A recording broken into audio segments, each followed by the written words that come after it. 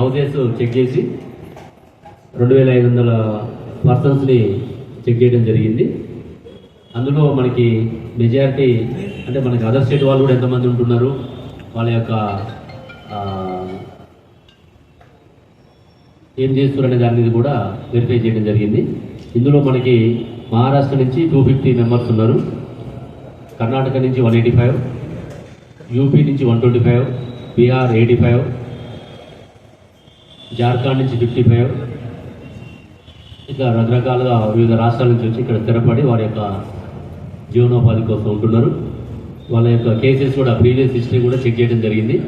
మనం ఏంటంటే మన పాపులర్ డివైస్ అని ఒక బయోమెట్రిక్ డివైస్ ఉంటుంది. నార్మల్గా కూడా మన వెహికల్ చెక్ చేసేటప్పుడు అనుమానితులు ఉంటే వాళ్ళ ఫింగర్ ప్రింట్స్ అక్కడ చెక్ చేసి ఇమీడియట్గా వాళ్ళ యొక్క పాత నేర చరిత్ర అందులో మనకు తెలుస్తుంది. అట్లే ఈ కార్డన్ సెర్చ్ ఆపరేషన్స్లో కూడా ఈ మిషన్స్ వాడడం జరుగుతుంది.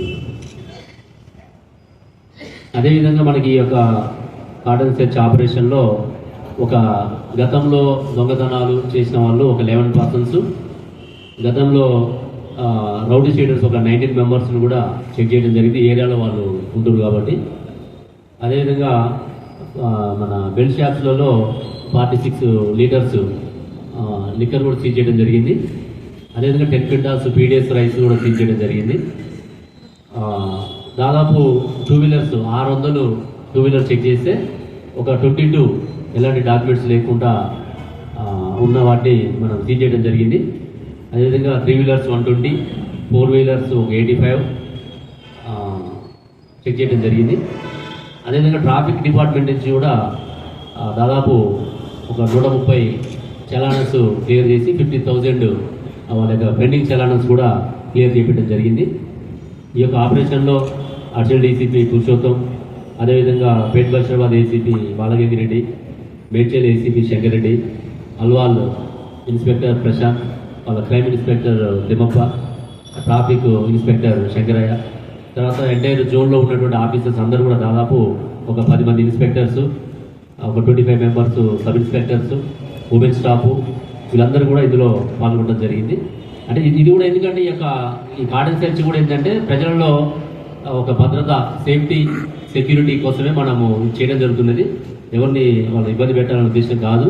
మన పక్కన కూడా ఎవరు ఉంటున్నారు అనేది కూడా వాళ్ళకి కూడా తెలియదు. జనరల్గా ఎవరు బిజీలో వాళ్ళు ఉంటుంటారు, పక్కన వచ్చి ఎవరు వేరే స్టేట్ నుంచి వచ్చి కూడా సడన్గా ఒక 4-5 రోజులు ఉంటున్నారు, ఒక నేరం చేసి వెళ్ళిపోతున్నారు.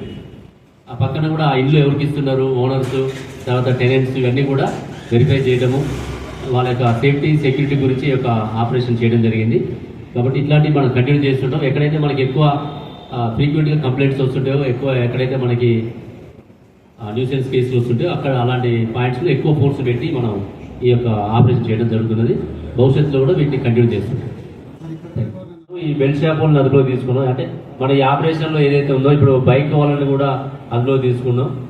ఈ సస్పెక్ట్స్, రౌడీస్ని కూడా మనం అందులో తీసుకున్నాం. మళ్ళీ వెరిఫై చేసిన తర్వాత వాళ్ళని అవసరమైతే కేసు పెట్టడం, అవసరమైన దగ్గర ఎంక్వైరీ చేసి పంపించడం జరుగుతుంది.